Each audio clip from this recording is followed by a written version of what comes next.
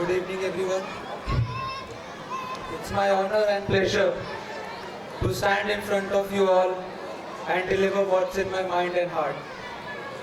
First of all, thank you very much for coming here today. And I would like to congratulate all the students, teachers, non-teaching staff, parents who have been directly or indirectly involved in today's event. Today's event is the result of our collective hard work, tireless preparation and dedication. Now, I feel there are few important points to be discussed here. Things like what are we planning for the future? What are our students' future in our institution? What is our institution's future for the upcoming year? And what are the decisions that has been made in the previous years? What things are happening behind the scenes? What moves are being taken? What kind of work we want to do in the future? Now, let me start with something that we all are familiar with. That is our education system. If you look at our Indian education system, I'm talking about very generic, very typical Indian education system which we all have been part of. It has many flaws. It has many shortcomings. It lacks a lot of things. And the thing is, you see everywhere people point out, people know what's the problem. We know what is the problem.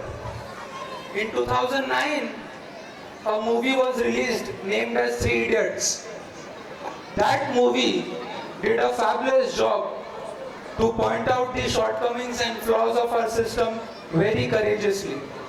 But the problem is, we know the problem. The problem is, even though we know the problem, but nobody is talking about the solution. There is hardly anyone who has the solution for that problem. So when we were designing our curriculum, we knew that we had to do something different. We wanted to get our system out of the flaws. We wanted to deliver something that would be beneficial and that would be different from what is being taught typically and what is being done traditionally. So what we realized is, if you look closely at our education system, it lacks usually two things. Our education system lacks two things. One is education and another is system. Now why I am saying that? Because if you look at the pattern of education that is being delivered, if you look at the pattern of examination, it is mostly theory. 80% of the curriculum is designed in such a way that most of the consideration is given to the theory part. Least consideration is given to practicals, to activities. That's why I am saying that education is missing.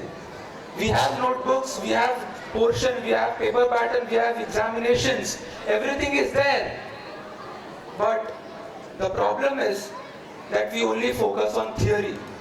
And that has been done traditionally across the nation. And it is killing the creativity of students. If I am telling my students that this is your exam portion, you have to memorize this entire thing, you have to come on the exam date, simply write what you have memorized, go and we will give you marks. That is the wrong way. That is the traditional way, but that is the wrong way. It kills creativity. We are not encouraging our students to think out of the box. The second thing that I said, the system is missing. Why the system is missing, I'll tell you. The biggest reason of why there is no system in education is us. Us as parents, us as guardians, we missed a very important thing. And that is asking a very important question to teachers, to principals, to managers, to schools. and that question is why. You need to ask why. Why are you a teacher? Why are you running a school? Why are you a manager of school? If you are not going to ask this important question, the system would be missing. So today, if you want to know our why are we running this school? Why are teachers teaching here? I cannot recite our mission and vision statement, but I recommend you all, if today you go home and the first thing you do is open our website. Open our website and you will find our vision and mission statement. If you read our vision statement, you will clearly understand it reflects why are we running this institution. And then we have mission statements. That is how are we going to achieve that vision. So I request you all that today on your mobile or on your laptop or on your computer systems, open our website and please read vision and mission statement of our school. Then you will understand why. The most important question, why are we running this school? And not just our school. If you go to any school, you have to ask this question, why? You have to ask this question to teachers you meet there, to principal, admission counselor. You need to ask, why should I admit my student in your school? So these were the two shortcomings that we realized, that education is delivered in such a way that it is killing the creativity of students and system is not there because people are not asking why. So what we thought is, we'll create a new kind of ecosystem. This ecosystem would try to achieve what our traditional system was not able to do. Now, to create any system, we need a foundation first. We need foundation first. Quite obviously, whenever we are building, for example, we are building a structure, or infrastructure, first we create the foundation. Then only your infrastructure can stand. The foundation of our ecosystem that we have tried to develop in the past few years is planning. We plan everything. I want everything to be planned before the start of the academic year. That's why you have been provided with academic calendar, academic planner, activity schedule is given, because we want everything to be planned. Now in the past, our first aim was to plan the curriculum, what content would be taught. Now, since we have done that successfully, if you go to our website, you will see a new page has been added of uniform. The entire uniform has been planned according to whether, if it's rainy season, what uniform students have to wear. If it's winter and summer, what uniform has to be wear. For girls, different uniform is there. For primary section, different uniform is there. For secondary section, different uniform is there. So the entire thing is planned. And that has been the foundation of our ecosystem that we want to give. Second is, we want to provide a psychological cushion to our teachers and students. Usually what happens when a student fails in an examination or makes a mistake, commits a mistake, we punish the student immediately. We do not ask what happened, why that result came. We directly punish the student. This action, the consequence of this action is not that the student will stop making mistake. It is not possible. But the consequence would be the student will stop accepting the mistake, because in his mind it would be there that if I accept this mistake, I would be punished. So we try to provide a psychological cushion to all of our students and teachers where they can accept their mistake. Because if you cannot accept your mistake, you cannot learn. This is the philosophy that we work on. Also, we want to make the school a safe place.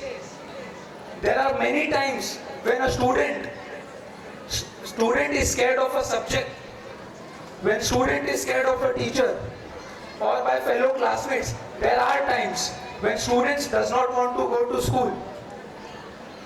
We don't want any kind of such scenarios in our school.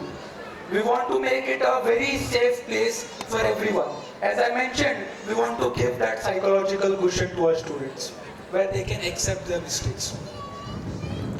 Apart from that, since we have already discussed that the foundation of our ecosystem has been laid, the planning is done, and more planning is being done behind the scenes, which you will see to be implemented in the upcoming academic year. Apart from that, we have few pillars in our ecosystem. The first pillar is the infrastructure. If you cannot provide a proper infrastructure, you cannot create an environment. So we made a huge investment in our infrastructure. If you look at our infrastructure, we have big labs, spacious classrooms, audio-visual rooms, smart classrooms, playground is there, and all the other infrastructural benefits are being provided. Now, these are not just the infrastructures that we provide. We also have something as online infrastructure, and that is the mobile app and the website. I just request you all that every once in a month, if not once in a week, please visit our website. You will find a lot of information there, and every month we update it. We add a lot of information. We have also created a mobile application to bridge the gap between teachers, students, and parents. Usually in a school, teachers, students, and parents, the gap is huge. So we wanted to bridge that. So we created our mobile app. So these are the infrastructure that we provide. Apart from that, if you look at our curriculum, we have foundation course from class 6. Now what happened, I'll tell you, this year results were not up to the mark. I'm telling you, just give us 6 months. Within 6 months, you will see a huge improvement in your child. Because we know that students have just come out of COVID-19. So online classes were there. The background was not strong. That's why the result was a bit of disappointing. But within 6 months, and I promise you everyone, within 6 months, you'll see a huge improvement. Because we are working on that. We are tracking each and every student individually and how we can improve their performance. We also put a great emphasis on competitive examinations. We say that every student has to appear every competitive exam that occurs on national level or on state level or on international level, including the Olympiads, KVPY exam. Because if you see the ultimate goal is, if it's JEE or NEET, if that is the ultimate goal, you need to have some practice. If the student does not have the practice of solving a competitive examination question paper, doesn't matter how strong his concept is, there is a chance that he might fail in the exam. So we want to give student that experience beforehand from class 6 only till the time he reaches class 12. He should be well equipped with how to solve, because the deal is, it's not about how many questions you solve, also how many questions you leave in the competition. To know that, the only way is to get experience by sitting in competitions. Apart from that, if you see, our teaching methodology is activity-based learning. We try to accomplish more than 100 activities, more than 150 activities every academic year, and we have done in this academic year. Usually there are 5-10 repetitive activities that happens in school, handwriting competition or maybe elocution competition. But we have tried to incorporate more than 100 activities across all sections. Everything is there on the website, details are there. Date is mentioned, when happened, what happened, who is the winner. You can check it on our website. Now, there are last few things that I want to say. We started providing e-resources because we realized we realized one thing, that in today's time, it is impossible to keep your child away from mobile phone. It is not possible. I have seen 3-year-old students, 3-year-old kids, 4-year-old kids, they do not know properly how to speak, but they can operate YouTube and other social media sites properly. That is the influence of smartphone in today's kids' life. So what is the solution for that? We cannot leave kids on them. So the solution that we found was, if student is using smartphone, if he is watching YouTube, no problem. But you watch the video that we provide. You watch the video, the link would be provided by us, and that would be totally related to the curriculum and education. So we have specially put a lot of efforts on creating e-resources, which will give students an extra hand. Also, as ma'am has already mentioned, now we are opening 3 more branches. One in Uttar Pradesh, Pratapgarh, that would be opening from upcoming year. One in Nalasopara West, that would be opening from this coming academic session, and one in Vasai West. So the expansion that we are doing, we know it is validation of our work that we are going in the correct direction. All we need is your support, and I know that you have been very patient with us for a very long time, and I really appreciate it. All we are asking for your cooperation and your support, and I think that's enough for me. I've already taken a lot of your time. I just wish best of luck to all of the students. I want to say once again thank you everyone for coming here. Thank you very much. Thank you.